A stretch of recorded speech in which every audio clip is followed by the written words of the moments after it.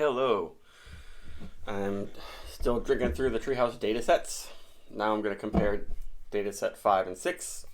There are 7 different ones. I don't know if I'm going to do a video for the 7th. Maybe. And they all are the same basic base double IPA, just fermented with different yeast. The first one was the classic Treehouse yeast blend.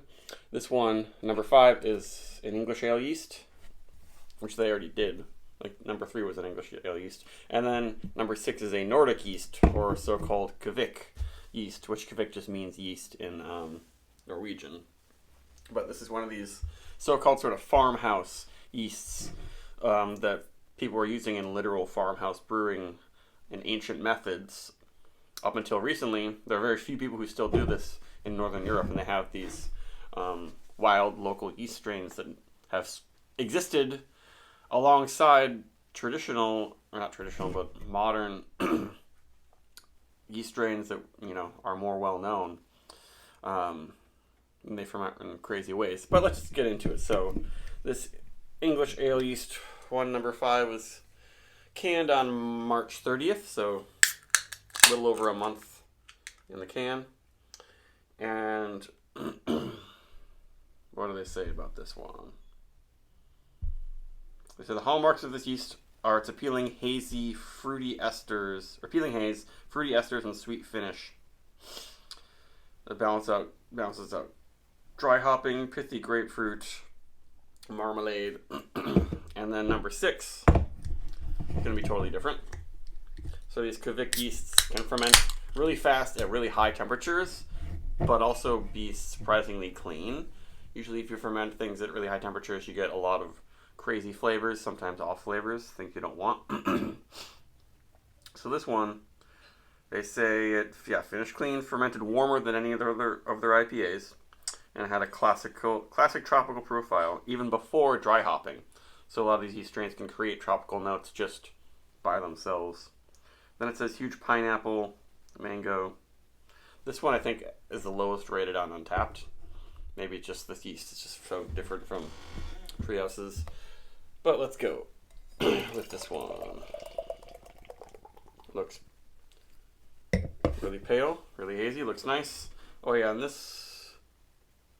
Kvik one, number 6, that was canned exactly a month ago. So these are pretty close in age. And already this one's looking less hazy, I think. I have had some really good hazy IPAs with Kvik yeast, Nordic yeast. But yeah, you can see, very different look. These glasses are kind of similar shape, but this one, because it's not as hazy, looks darker. Yeah, I can see my finger through there pretty easily. Because when it's this hazy, it kind of catches the light more. And yeah, this looks like orange juice almost. And this looks a little bit more like a Hefeweizen, maybe. Both have really nice looking heads. So let's see what this smells like. Oh, that smells really good. What does that remind me of? Maybe Bissell Brothers? It's really like marshmallowy. I would say creamsicle-y. Yeah, say fruity esters, sweet finish, grapefruit. I don't know. Pithy grapefruit? I'm not really getting that. It smells very nice though. Let's see how this one smells. Oh, this is way different. This almost smells like lagery. Almost smells like mass produced or something. It does not smell as sweet. Doesn't have the sort of creamy notes you're getting from this one. But there are some more like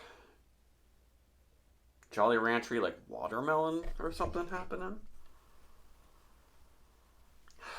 Maybe some mango, but it's not nearly as sweet and sort of bright. This is more dank or something, maybe. One of my nostrils is a little bit clogged, but I feel like the other one is working fine. Oh yeah, this is really orange juicy. Like sherbet, like orange sherbet, like really like It smells like there's actual orange in here. Yeah, that's great. Mm.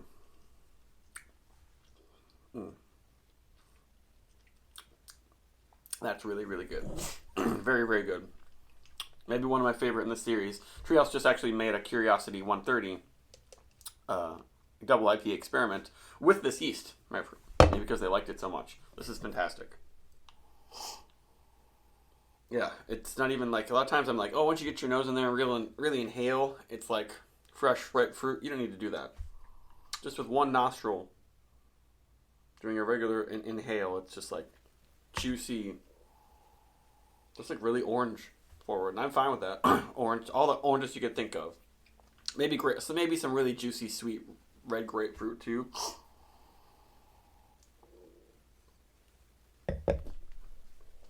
Super soft mouthfeel. Nice lacing. This one's, the head's sticking around a little better than this one actually, but really good feel. This is fantastic. Yeah, there's something kind of musky about this one, which you think it makes you think lager, but obviously this is fermenting at really high temperatures, so it's very far from a lager type fermentation.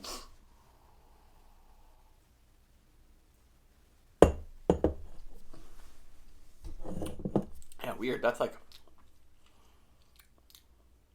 what does it remind me of?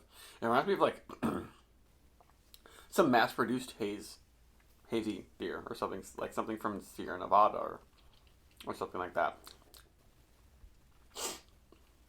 Which all these I think are, maybe they're not that small batches because they're sticking around a while. I don't know if everyone's going crazy for this experiment. You gotta be a pretty big nerd.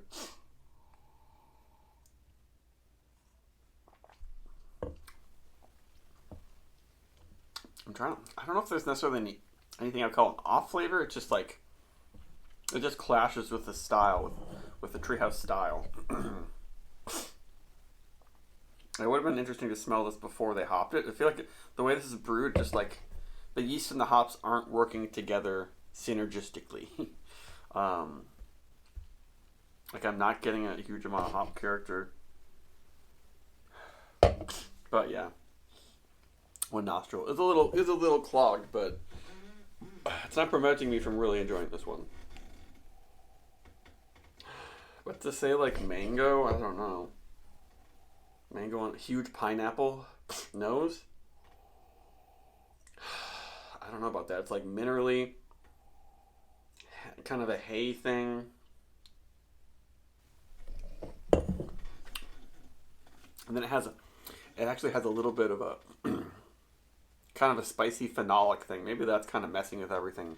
It's weird. It's like it's got some elements of lager, but then all elements of saison a little bit. And that's what I've noticed with the Nordic yeasts. And sometimes it works out, sometimes it doesn't. This is probably the first time Treehouse has ever done it. But this review is getting a little long, so obviously I like this one more. Wow. If you can make a beer like this using no fruit, then it's like, why even use fruit? Like, in most fruit IPAs are somewhat disappointing to me, especially with the feel.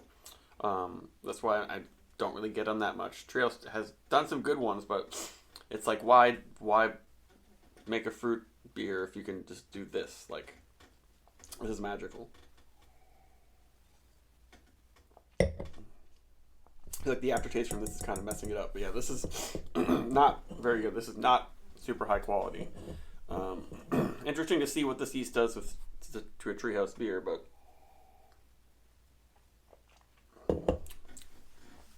I don't want to say it's almost has a sour type thing almost,